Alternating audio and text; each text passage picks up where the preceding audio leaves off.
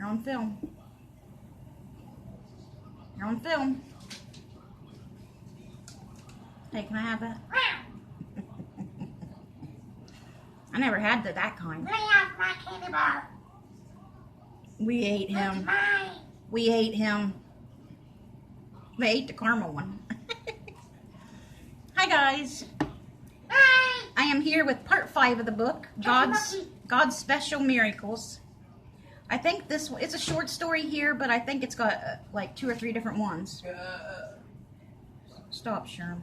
I don't make fun of you. Yes, you do. All the time. This saying is by Isaac Watts. I sing the mighty power of God.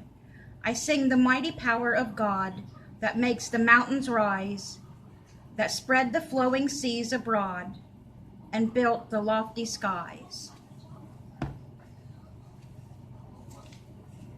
Okay, so now let me read to you God's special miracles, if I can read. Right, Sherm? Yes. I was driving home from visiting my daughter in the hospital in Sparta, New Jersey, says Maddie Holden. There was a terrible storm raging that night, almost hurricane force gulls and pounding rain. Worse, her pickup was light and tended to weave in the wind. As she traveled, gusts kept pushing the truck off the road. Maddie prayed for help every time. She wrestled the vehicle back onto the pavement. Her shoulders ached by the time she approached a shortcut. Should she take it? It would get her home sooner, but the route was deserted. Another blast rocked the truck, and Maddie made a decision. Turning, she skidded onto the rough road, straightened out the wheel, and looked in amazement at the scene. There was no rain beating on her windshield, no howling wind, nothing except a quiet, starry night. Maddie drove home completely content.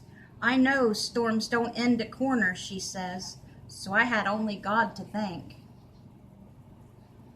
Vic had been donating 5% of his take-home pay to the poor, but when his family hit a rough financial period, Vic was tempted to stop.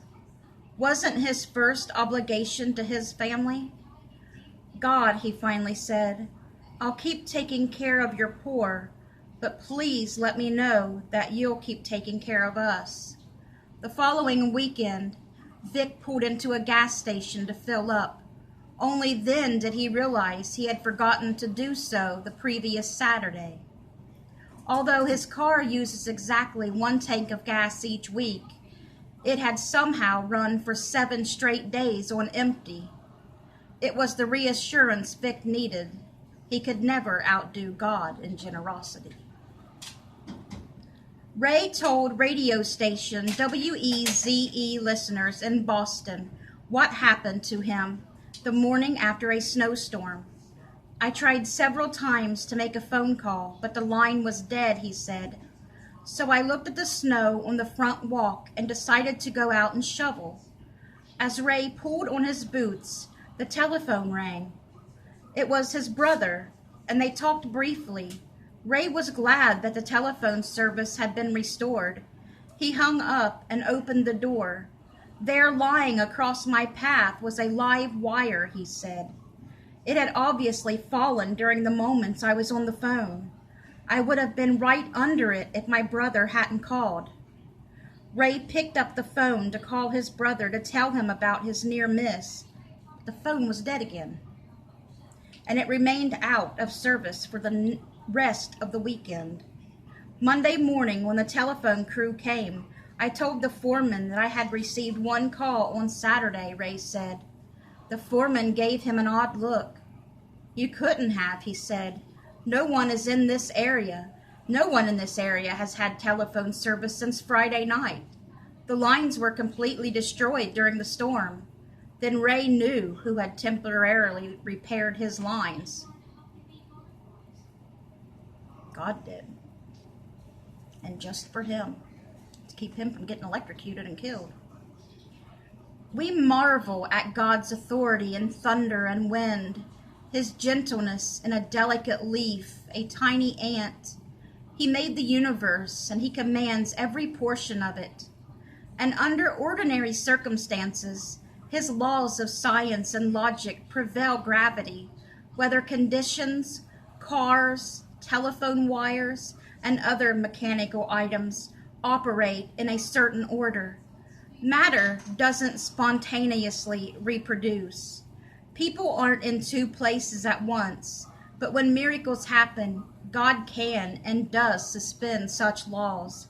For example, despite the latest scientific equipment, experts continue to puzzle over the miraculous image of Our Lady of Guatemala that appeared on the tilma or cape of an Inca Indian, Juan Diego, in 1531. The image remains clear today and has consistently defined exact reproduction, and several images can now be seen reflected in the eyes of the Virgin. One of the scientists' comments sums up the following stories. God made nature, and God can manipulate nature any way he chooses. That's right. He can do what he wants to. I hope you guys enjoyed that. And I hope you guys enjoy the rest of the stories. Good night, guys.